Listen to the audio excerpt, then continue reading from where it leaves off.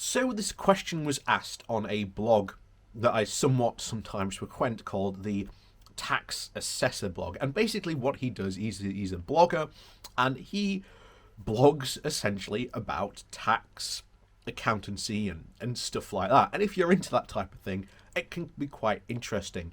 But in the past, he's done a lot of talk about how tax changes and accountancy might affect Brexit. In fact, we covered something from his blog, must have been over a year ago now, maybe in 2019. But like I say, if you're into that stuff, go check him out. He does a lot of very good articles on that type of stuff.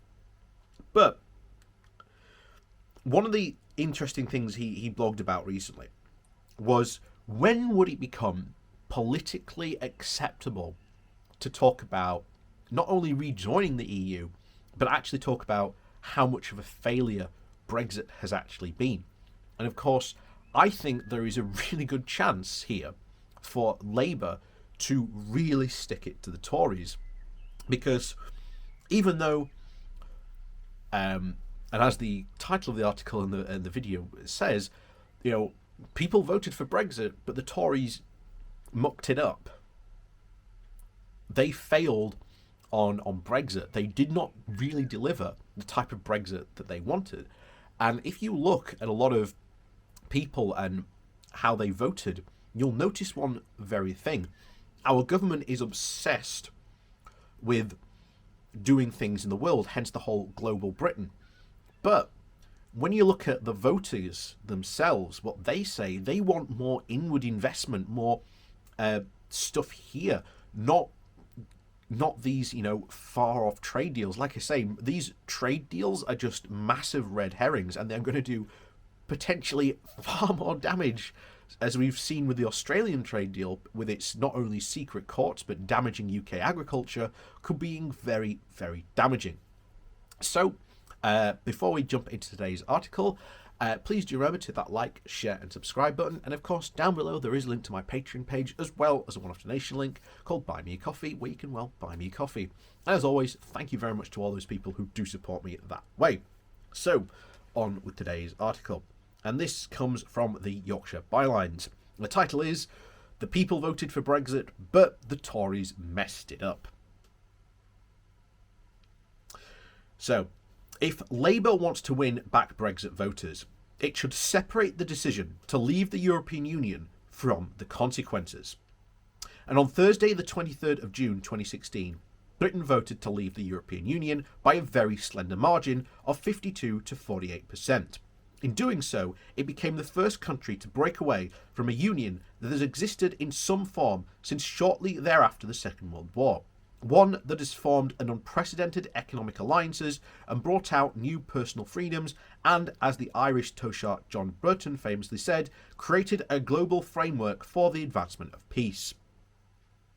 But, wooed by the prospect of taking back control and $350 million a week for the NHS, and to secure the borders, the decision was made and the die was cast, setting in motion seismic changes for Britain that has since left Labour in the political wilderness, having been neither the instigators nor for the movement or for the fierce critics of it. In 2019, that came to the head for the party. They were told that they told people that they would do Brexit, but they would do it, quote, better, in a bid to eke out a point of differentiation. But it didn't work. And today, you are more likely to see Keir Starmer, the architect of that approach, draped in a union flag and singing the praises of veterans, than try and advocate for an alternative path. Imitation is the seriousest form of flattery, or so they say, and so it will get you absolutely nowhere. Labour strategists are, at least, right on one point. The party has to come to terms with the Brexit vote. It has to accept that it happened, and that it has to move forward with that in mind. That doesn't mean to be ignoring it entirely, as I wrote here, because in that way lies madness. But it does not mean accepting it, that even if a party didn't campaign for it, that it is actually willing to accept the result. So the last time I checked, things were not going smoothly on the Brexit front. The consequences have very little to do with the British people and are far more to do with the Conservative government. Take the botched Northern Irish Protocol as a case in point. Not only has it managed to anger the Unionists by putting a barrier between Great Britain and Ireland, something Boris Johnson said that this wouldn't happen over his dead body, it has also driven a hammer through trade. Leading DUP MP Ian Paisley termed it, quote, an absolute and total unmitigated disaster for the country. And as Labour MP Karen Smith pointed out, much of the disruption has been caused by UK ministers who stand at the dispatch box with a shocking lack of knowledge about the unique circumstances Northern Ireland faces following Brexit. And what about the fisheries who have been put on the brink of total collapse thanks to the government Brexit deal? Or the farmers who fear that they could be wiped out if there is a complete trade liberalisation with Australia? Time was that such moves would cause outrage, particularly among the traditional Conservative voters. But today, entire industries are being dealt a complete duff hand by the Brexit agreements, and the opposition is choosing not to talk about it. So the question is, why? The same goes for the missed opportunities of Brexit.